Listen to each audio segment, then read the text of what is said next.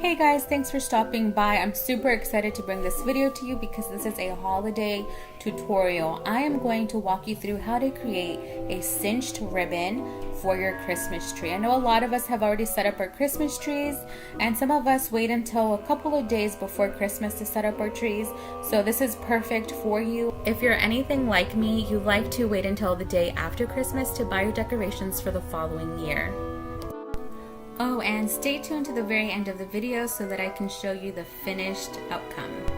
Let's go ahead and get started. I'm going to walk you through the materials that you're going to need for this DIY. First thing is first, you're going to need wired ribbon. I like to use wired ribbon because I find that it's easier to shape your ribbon when you cinch it. The wider the better, but I ended up sticking with 2.5-inch wide ribbon, and this was a 25-foot roll, and I actually needed to buy a second one. I have a 6-foot tree and 25 feet just wasn't enough. I needed about 30 to 32 feet worth of ribbon. And this is a brand that I got from Michael's. It's called Celebrate It, and you can see that it's a little bit silvery and blue, and it has tons of sparkles, which I felt was the perfect touch to my Christmas tree.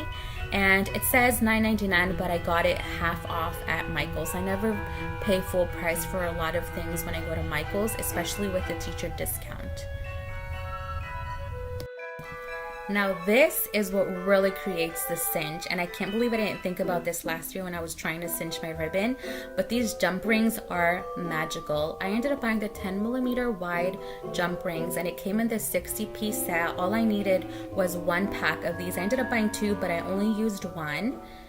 And what I like about it is that the metal wasn't really hard to work with. So at one point I ended up just using my fingers instead of the pliers to open them up and close it. And what I like about it is that it was so easy to work with that I could make the width of the ring smaller. So if I wanted to cinch tightly, I could.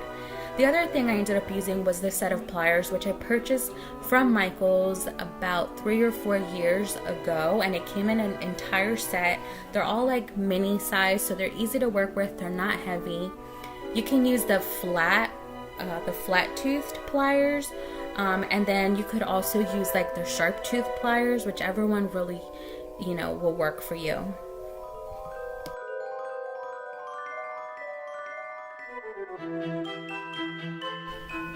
To begin, I ended up rolling out about a foot worth of ribbon. I did not unravel the entire ribbon from the roll because then it would have just gotten really messy, and as you can see, I'm laying out my jump rings to help me get started. To open the jump ring, I am pulling one of the sides toward me to make it easier, and you can open it as wide as it will let you.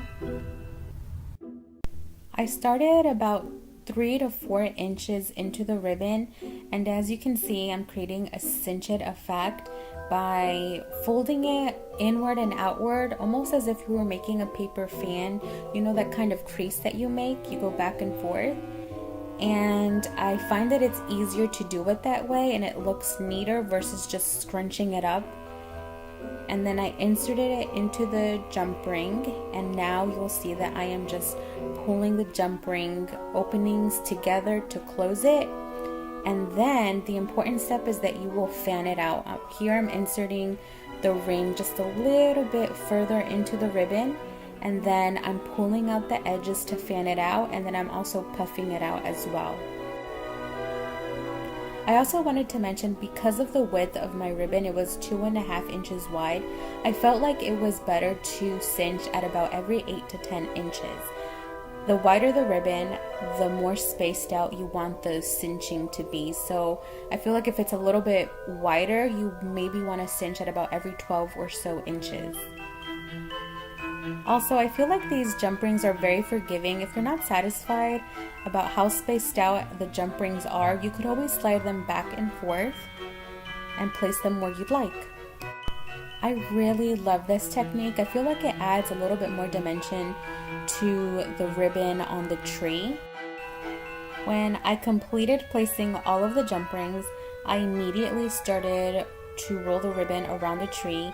At this point, I'm using the second case of ribbon that I had, and you'll notice that I'm just kind of working my way around the tree, and I like to place it at an angle. I really like that. I'm thinking next year I might do a different effect, but for this year, this is just fine. Alright guys, so here is my sparkly and bedazzled tree. I really love how it turned out. As you can see, I have already placed my ornaments. Whether you're thinking about how to decorate your tree this Christmas or planning ahead for how your Christmas tree will look like next year, I really hope that you found this DIY super helpful. Happy holidays guys, and I'll see you guys in the next one. Thank you so much for watching. Bye!